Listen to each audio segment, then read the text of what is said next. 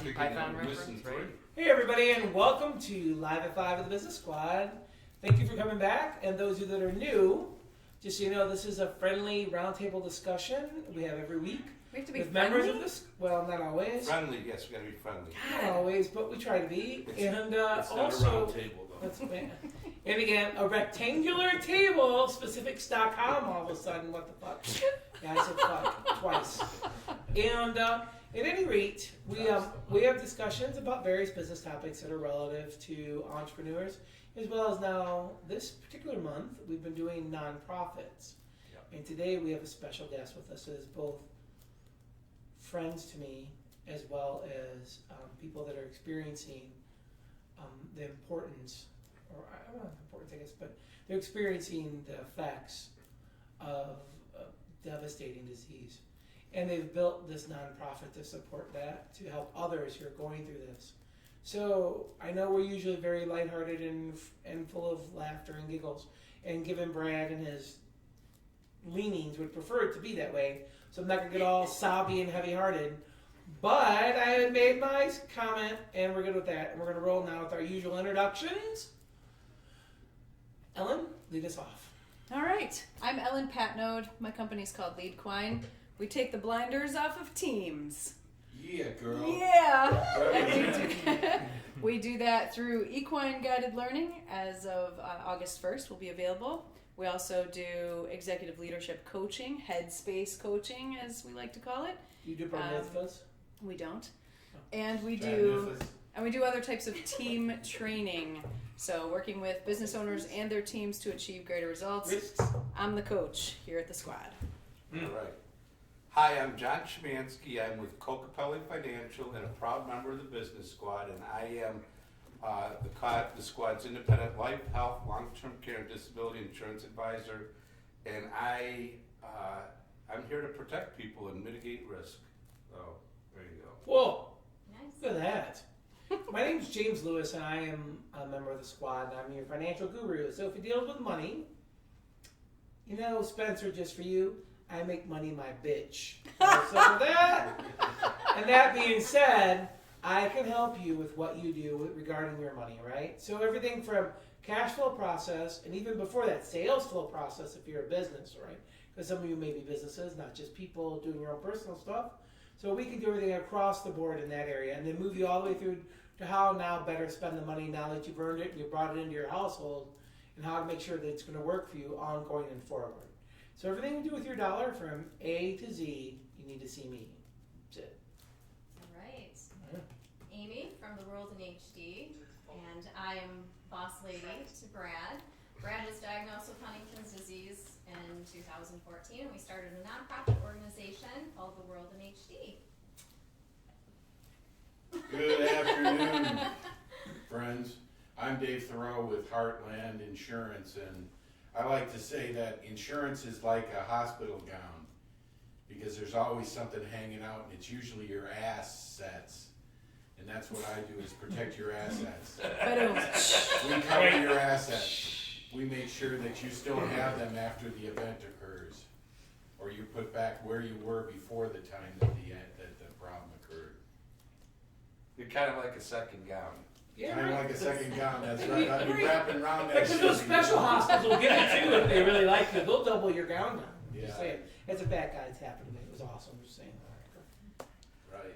My name's Brad, and I'm with the boss lady, and I have Huntington's disease, and we started a nonprofit, The World in HD, and we're here to explain it. Counselor, you want to pipe in? Yeah, sure. Lean Combined. into the camera. Leaning into the 25. Look at camera. that. Peekaboo. I'm Ben VanGelderen. I'm the Business Squad's legal eagle. I was running behind today, so I'm sneaking in on the side, and I will be, I guess, moderating is the term for it. Yep, the for the Facebook chat. conversation on Facebook. Yep. Yep, and then chipping in where I need to. So Awesome. All right. With that being said, before we get into our usual topic, I'm going to toss the ball to you, Amy, to give you a minute to kind of highlight your organization, right? If you can tell us a little bit what it's about.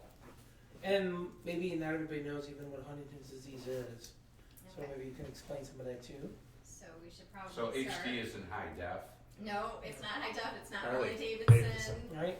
A lot of people have Or been getting huge confused anything. about that. And our logo, it has nothing to do with Harley Davidson. So, yeah, I guess you could say it's kind of high def because it is such a complex disease, and it's one that has not been very. Aggressively. Yeah, there's a lot of people know about Parkinson's, they know about ALS, they know about Alzheimer's, and Huntington's disease is all three of those wrapped into one disease. And so Shit. that's why we're pushing for the awareness. It's very devastating. It, like right now, Brad's in the early stages of it, and he struggles mostly right now with cognitive decline. He's got some little movements here and there. Short-term memory has been affected. So that way I don't have to do anything. Yeah, he uses that as his excuse. Good to have an excuse. You gotta get it where you can find it, man. I don't have to do jury duty anymore. Yeah. I got that going. Yeah, yep.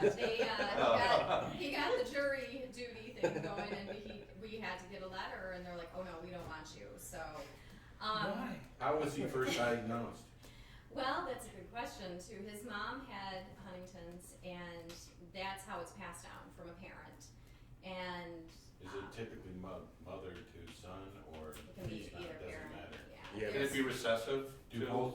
both parents need to It's be Long not. time. No. It's. I'm sorry. both parents, or no? No. So his mom passed from it in 2006, and of course this is a disease that you don't want to know if you have it or not. Right. Most people don't want to know. So they were offered. He has two brothers, so the three boys were offered testing when his mom was diagnosed with it, and they all declined that. But then I saw some symptoms, real subtle symptoms in Brad about, it was his 30th birthday. And Could I you share was some of those? shrugging of the shoulder. Yeah, it was Like a because you tick, get, kind yeah, kind of, yeah. And because it is a movement disorder as well. And so I noticed that. I noticed his gait was getting different. His walk was kind of getting staggered. But I just kind of kept it to myself and observed throughout the years. Well then, when he turned about 35, then that's when I saw some behavioral and emotional type things going on with him. And I have two boys. Brad considers them, you know, his boys too, but thankfully he does not have any biological children. Well, why do you say that? Passed it down. Very nice. So they were like, Brad, that would just not be good. So, Okay. so I waited until he came to me. I didn't want to push it to him, on him to get tested. So one morning he came to me and said that he was very concerned because of his memory loss. And I said, for how long has this been? He said, for a few months. And so that was very concerning. And he said, I think it's time that I get tested. So that's where we got the ball rolling. And then once the test results came back, then he immediately said, you know what? We're going to take a proactive approach. I would like to start a nonprofit organization to help others that are affected by HD. So that's what we're doing. He's the founder. He told me I had to be the CEO, so here I am. So really, I don't want to deal with it. You can do that part. I will be the poster child. I'm Right. good. Yeah, and I'll Brandon, just think of it and she can do all the work. that's right. He throws out right. these ideas and he's like, "Get to work, woman." So, yeah, we next year will be 20 years from when we had met. So, Shut the front door. yeah, 20 You guys years. don't seem that old. Good for you both. So, Pickle yourself. we put up with each other That's for that age. long. I know, right? Good for you both. Right on. Wait to tell Renee. I'm not doing 20 years. So you've been diagnosed for how many years now? 2 years? 2 years. After that. Are there Okay. any statistics relative to the number of people that are affected by this disease? Yes, well, right now, there's 30,000 in the US. There's 200,000 at risk. And again, that goes by, you know, the families, the kids are at risk, but, they don't wanna get tested. But, you know, there was such a stigma about HD as well back in the day. Right. And no one wanted to talk about it, and. Like no one wanted to talk about cancer either. Right, so I they, thought if you mentioned it, you'd get it. oh, I remember that during, no, it's true, during the 80s, it was like that, Yeah. totally like that. Yes. Yeah, you want to talk about cancer, it was like, I'm like, you can't, okay, but yeah, it's true. It was during the 80s, it was true. yeah, so, you know, all these diseases that unfortunately, we, you know, face in our life, HD, the reason why we're really pushing it is because, you know, not only is it a fatal, illness, but you have to watch your loved one struggle for years as they decline. They eventually become wheelchair bound. They will fully depend on a caregiver. They end up having issues with swallowing. They won't be able to walk. They can't talk. Usually, what takes them is either pneumonia or a fall. And, you know, that's what usually comes first. I don't know for sure what exactly happened with your mom. What did, I don't remember. don't remember? Okay, yeah. So, I mean, it robs you of everything, so. So what are you doing with your foundation now? With our foundation, what we're doing is we are, we solely depend on donors and sponsors. And we do hold fundraisers, and we try to make them fun. And what we're doing is helping families that cannot afford, say, the equipment for a person with Huntington's disease, because they have to have a special wheelchair, they have to have a special bed because of the movement disorder. So there's a lot that they need, and even the caregivers, though, it really takes a toll on them, and they need some respite care, so that way the caregiver can get out for a little bit, take a breather, recoup, you know, regroup.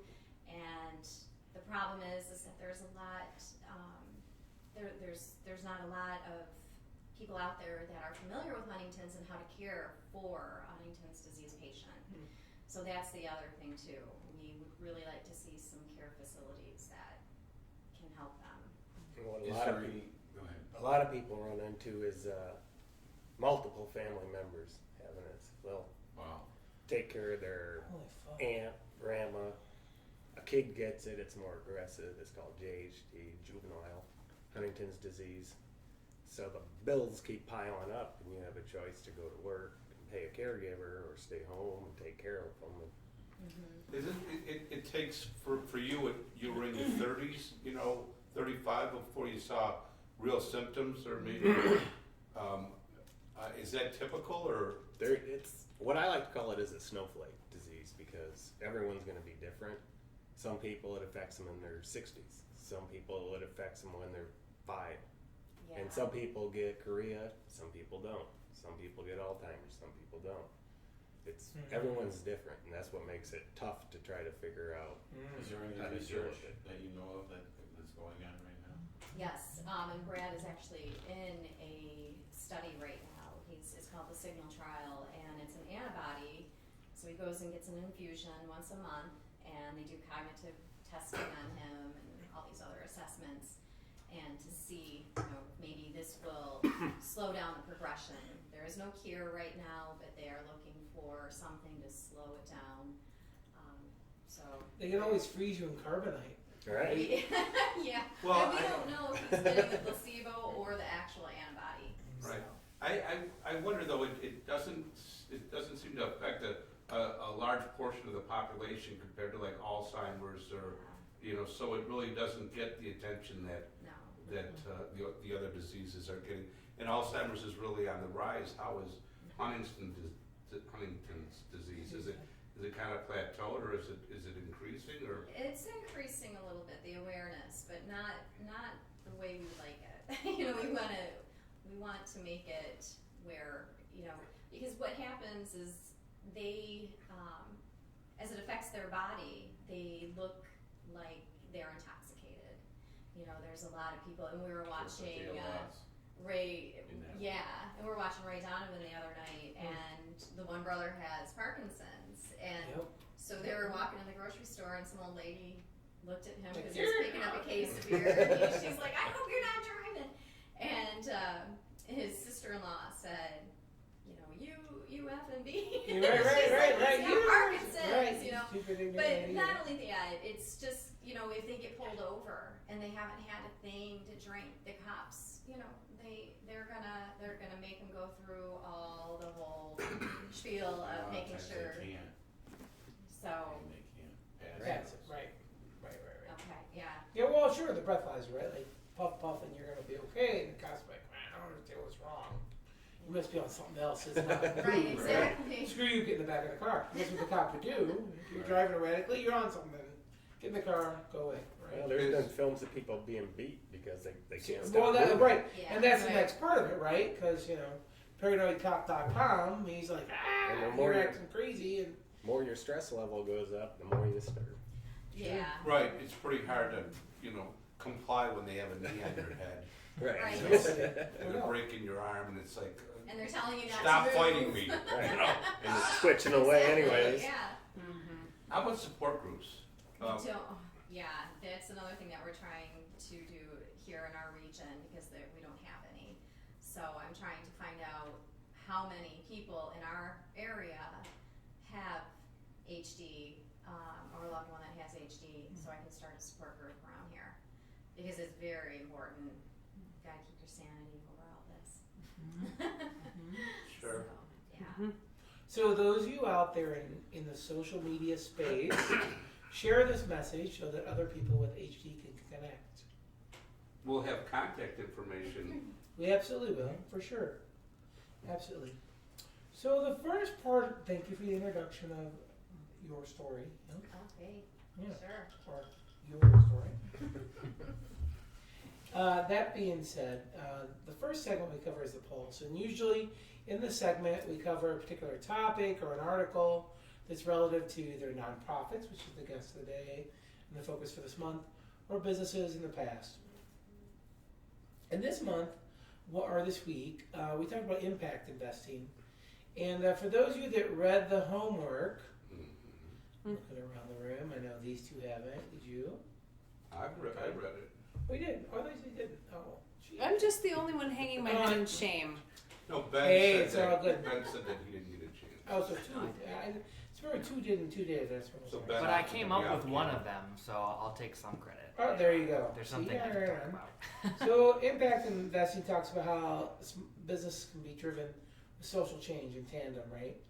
And for me personally, that ties back to some of our past episodes about the B Corp and about how the fact that there's a huge social initiative being driven by the millennials today. So if you look at the millennials, like the Xers or boomers in the room, right? The millennials are like, you don't just have to have business.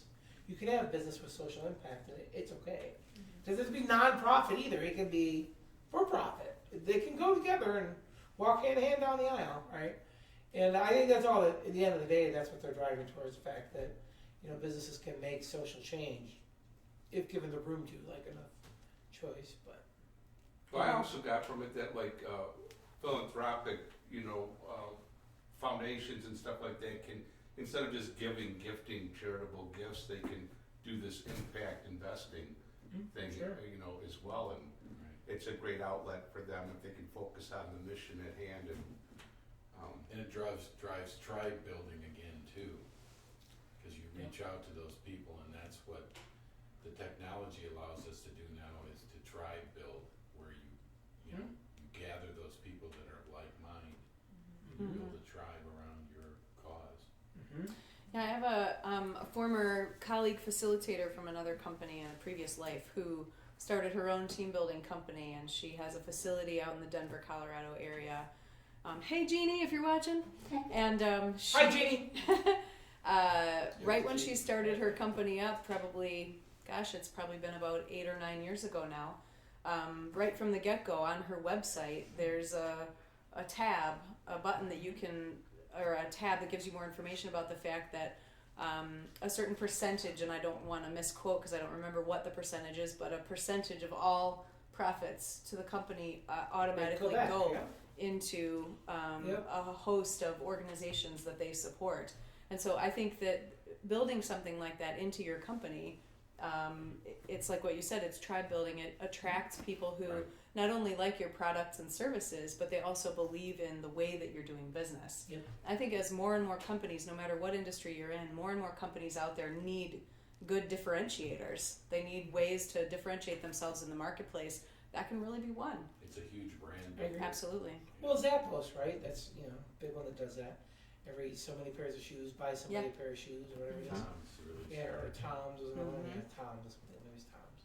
But yeah, that's even like with your situation, with your foundation, you could actually partner with, right? Like one particular group, and they say, okay, everyone needs to be sold. It's going to give one way to this Mm-hmm. cause, right? That type of an approach. So yeah, absolutely, partnershiping with profits versus a nonprofit endeavor. So what are you doing to raise money and awareness? Well, we are doing fundraisers. We had our first. It was a burst. Our first big event that we hosted, and it was quite successful. So we're gonna have that every year, and then we are gonna try to do another one this year. Not as big, but another fun one. You want to plug where and What is Yeah. And what's the event? What is the event that you did? Should we? Well, you Or should at what's least the one plug you West just Side, did? Right? The Okay. one we just did, the Oh, gala. the one that we just did. I thought you were talking about the one that we're planning. Not done yet, right? So yeah, it was called Blue Moon Gala, and we had it at Weber's Inn, and we ended up raising $18,800. Just under 20 grand, right? Yeah, Nice. so it was really successful, and people had a good time, and Mhm. we had I Brad's did. neurologist. Yes. We had his neurologist there, and he was our special guest speaker, and he did a great job explaining what Huntington's disease is to Yes, our he did. guests. So, Yes, you did. yeah. So, we'll have it again next year. Okay. That's great. So we'll keep going then. So another one we talked about, or another topic this week, was actually covering James's glasses. Hall's new anti-discrimination ordinance, and does it change anything for the area employers? This part I did not read, because if you're listening, Press Americus, I got beef with you for years ago, so I didn't even look at your website. I won't say you're dead to me, but you're pretty close. So with that being said, Wow. anybody else can chime in. They're more than welcome, because I see Well, this as Press a- Americus article. I worked in Howell in the 70s. I made You don't have a myself, I suit know. that's white, do you? Not anymore. Not a hood, no. Alright, just No. checking. I do have a suit that's white though. It's It doesn't maybe- have a Yeah, hood. just Maybe checking. that doesn't It's a count. legit question, I think. Yes. Yeah, but that was No, because during of the like 70s. Miami Vice or something, right? Absolutely. That was the White. 80s. I think the gist of the article was that Howell is representing now. They're saying, we want to represent, we understand the community and we don't want to be what we are perceived Known to as. be in the past. Sure, good for them. Yeah, About damn time. yeah, Don't because you live in Howell? No. But Miles. it also said Do we live in that Howell? Nope. Or do you it know what was the township? home Genoa for. Thank you very much. I live in Denona Township. We ain't Howell And Billies, the thank you very Converse much. Society. I could spell. Those two organizations were very, very active during those years. yeah, I guess And they were burning crosses on Well, it was Miles' horrible. The head of the property. KKK was in Howell for the state of Grand Michigan. Dragon. Yeah. he had the He sold the his suit in cross-burning- downtown Howell. cross-burning And the and John Birch Birch Society too. But right, but they went through and they surveyed and they talked to a lot of the business owners, or majority of the business owners in Howell, and and they asked them, will this make a difference? And they reiterated over and over again that they already do business that way. They don't discriminate for any, and it's everything, So Um, I. and it really is let me just finish. And it really is Please a do. stigma that the area has, right? But me personally, as being kind of around this area for about 20 years now, more like Milford, but I come out this way. I didn't experience it, you know, and I didn't see it, but it's a pretty, it's pretty homogeneous. Or what is it? Was that the word? Yes. Homogeneous is the word. Homogeneous society or population. So Well, it still White exists out there racist because the bikers.com. high Wait, schoolers what? got into trouble I Yeah. did see that. Yeah, Yeah, so after they. I want to It's point very- out, my friend, that you I'm didn't, optimistic. Okay. and your John, wait, stop. Say that again. me? No, John, No. say that again. Nah, I want to believe the best in that community. Ah, you wouldn't say I'm optimistic. Because I want that shit on tape twice. Because I'm going to play that. Go ahead. Well- Go ahead. Quit Gonna drop that over sound there. bite. He's gonna make that his Ben's phone over there ringer. laughing. He's So- gonna make that his phone ringer. I would argue that you would not experience anything like Right. that because you're a white man, Right, exactly. a heterosexual white It man. seems I know, normal but to I'm me, pretty- What the hell would you experience? Right. How would you Everything know? seems great. I love you, but how would Yeah. you know? Well, no, you still look around and you see I what goes get on it, around but you. here's you the know, so. thing. So you all know, we've been looking at property. We looked around in Howell area. I have a good friend who teaches, a college friend who teaches still pretty in the bright. schools. Pause one moment. For those of you that are new viewers, Ellen is part of the LGBTQ community. She has a wife. Her wife's zesty, by the way, if you're watching. She is You're zesty and adorable. It's all good. All right, go ahead. Is We're it all- cute? Okay, I Yeah, didn't know Q there is was Queer. a It's with cute. Q for queer. it. Is it really? Yes. Yes. Don't laugh. I was Anyway, told you can't say that. I was So- taught you Your can't hands say are that. straight. we were warned off of Howell. This should get the comments going. Yeah, right, go on, yeah. We were warned off of Howell by this teacher It's in the legit. schools who said, and by the way, we have a son who is a member of our LGBT community. Cute. LGBTQ community. And we were warned that he might not have a very good experience in the schools That's and that true. we Be as safe. parents may Yep. not be embraced in the schools and that our very boyish boy son may not be fully embraced because he's got two mamas. So Yep. there's a difference between passing an ordinance and business owners saying everything is fine Yeah. and For the the newspaper. reality The of way the everyday community experience. reacts to it. That's Exactly. correct. Yep, that's So correct. I think that, Howell has a perception problem. That much is very So I will go on. I will And go on. those things run deep. They do run deep. So I will go on the camera to say that my first year here, I was engaged talking to a chamber member who told me that she would rather her son be dead than be gay. Right? And I was like, That shut shit the is fuck real. up. Are you for real? That shit's real. James, I will pray for you and hopefully Jesus will help you understand. Careful. I straighten up because those people, I want them No, not in yeah, my it's a circle. soundbite. I don't want them in my circle. No. Because if you're in my circle with that hate, you can skip. And all Brighton, you're not almighty. You can pound it. If you're in that segment, I guess we're not Check trying it. to save face with any of those. I am not. They already know who I am and what I think. Sure. I'm long since past that. I ran as libertarian. If you don't accept my program, I'm long since past that point. I'm not playing patty cake with your racist, packed up whatever you got in We your got bag. a lot of windows to this office. I'm the right, whatever. You've also got an attorney right inside. That's right. So. I got damn Sue and How. That's what I had over there. right. Right? So, We no, have I'm not. solutions. Yeah, we do. Business Check wise, your that's racism, check your issues with people being gay, check your issues with all the other stuff. 1950 quit 67 years ago or If nothing else, 66 it's ago. just not in style. It's Right. just Well, and I think so. whoa. So what I would say, and I'm not going to bother getting on the camera, is the ordinance doesn't actually do anything because you could Right. never, like, you would sue under the federal statutes. Right. You would never sue under the city It's a ordinance. state The federal who they statute wanna isn't be. as strong as what they passed. No, the federal statute is stronger. Yeah. Is my understanding. I haven't read the text of the ordinance because the wonderful newspaper decided that they're not going to publish it, so I couldn't find it. Oh, But you details. would always, these types of suits are want that. like you always go to the federal because you want to be in federal courts because you don't want to be in the Howell courts because Howell courts are made up of Howell people who, Right. and we've described Howell. Bubba's right. Screw you, you like lover of them lesbians. Get out of here.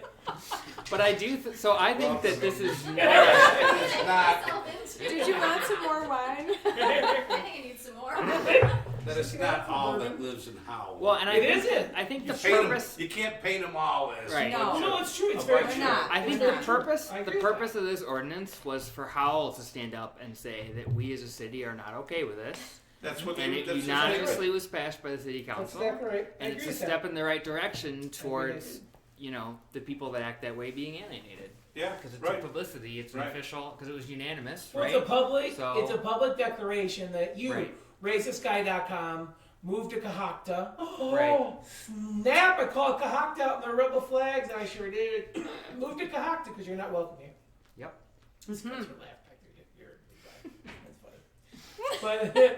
But We're that from being said, Marshallville, though. We didn't say Kahakta, we just said it's not it's okay. true in Kahakta. Whenever our first time we were driving from an appointment, I told you that. I said, the Klan moved to Kahakta. John's like, bullshit. And we close this court. I go, look at that. There's these rebel flags flying like 3 houses in a row. And he's like, son of a bitch. I'm like, I told you. And they just vacated.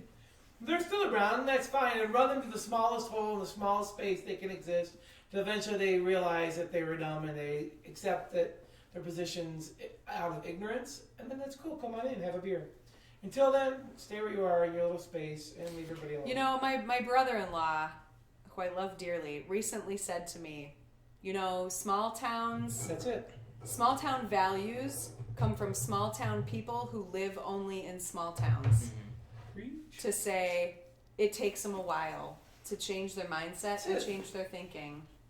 And I know progress can be made because I've watched it happen in my own dearly beloved in-law family. I've watched the transformation take place over the past 8 years.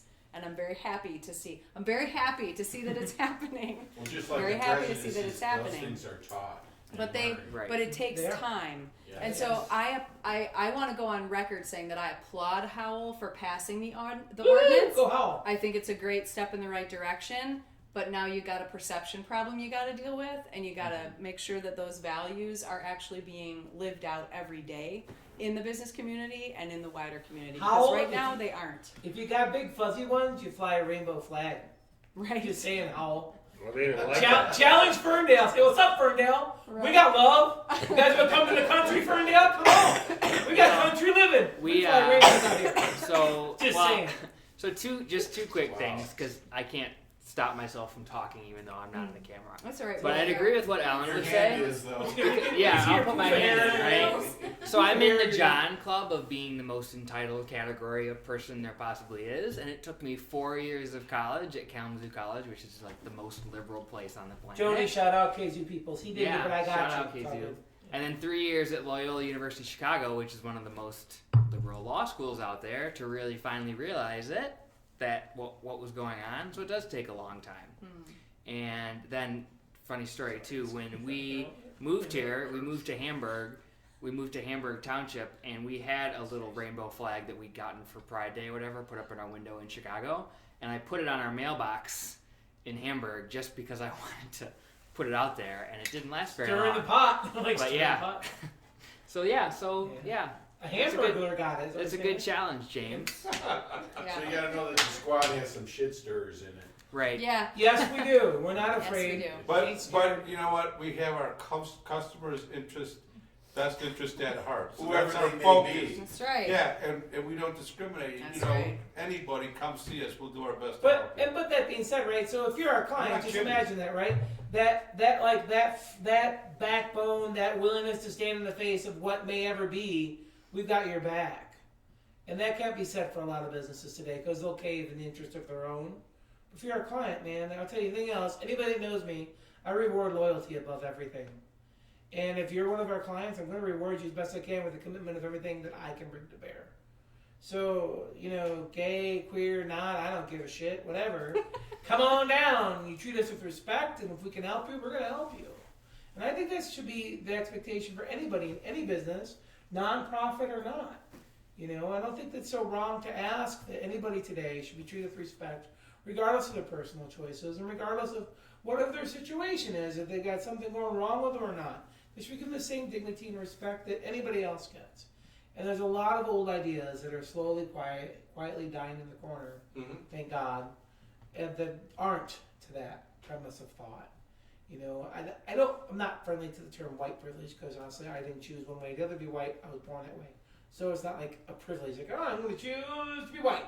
And I get all the benefits. Congratulations! I didn't do that. But I also understand that there's constructs of a societal system this sets and does not favor others because it leans towards one particular group.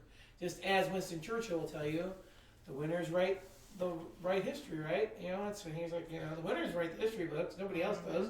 Loser never gets to say, hey, he's like, I lost. Yeah, whatever. I conquered you because you sucked. Well, but it was only because you had nukes. And, you still suck. Right? You know that, right? That kind of stuff. So I get that, right? Not ignorant to that. And I think that's anybody else in any of this circle and anything we do. And we've got like a volume leak. Because Dave's reaching for ramen inside. And I'm pretty sure the rest of that was that I may be drunk, but at least tomorrow I will be sober and you'll still suck, right? Isn't that how it went?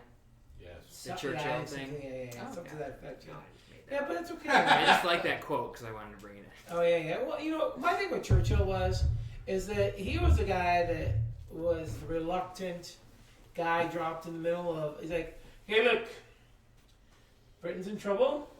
I'm royalty. I'm not getting in the middle of this shit. But you're the closest guy next to me, and you seem to figure out some of the stuff, so I'm going to give you all of it. Here. He's like, I just want to drink, smoke cigars, and look at women. What am I doing? Why am I doing this? I don't even understand it.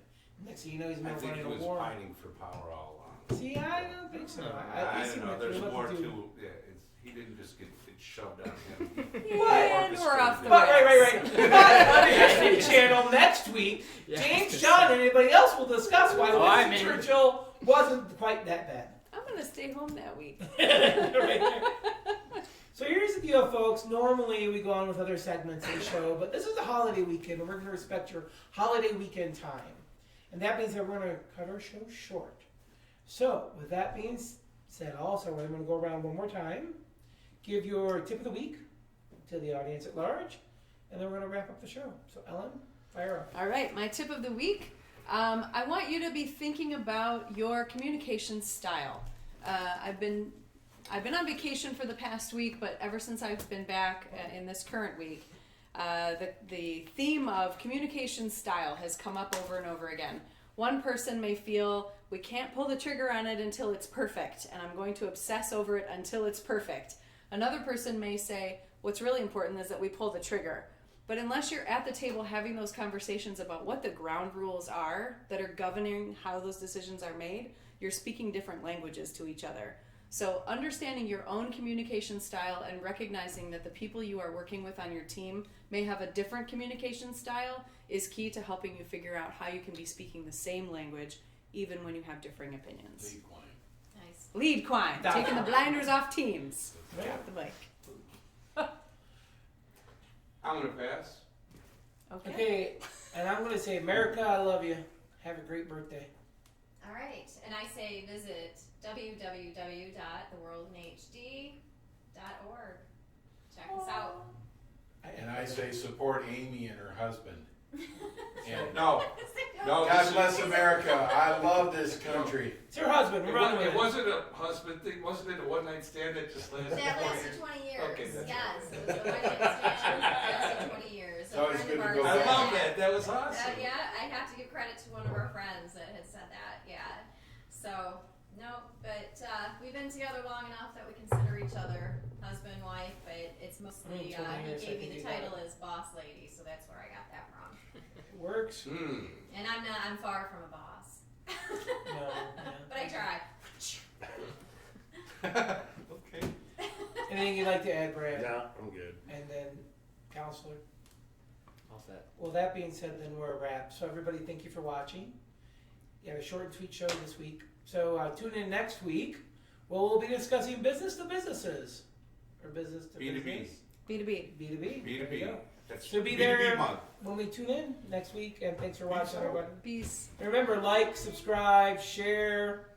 I love you, America. Comment. Tell- Comment. Tell Comment. your grandma about us.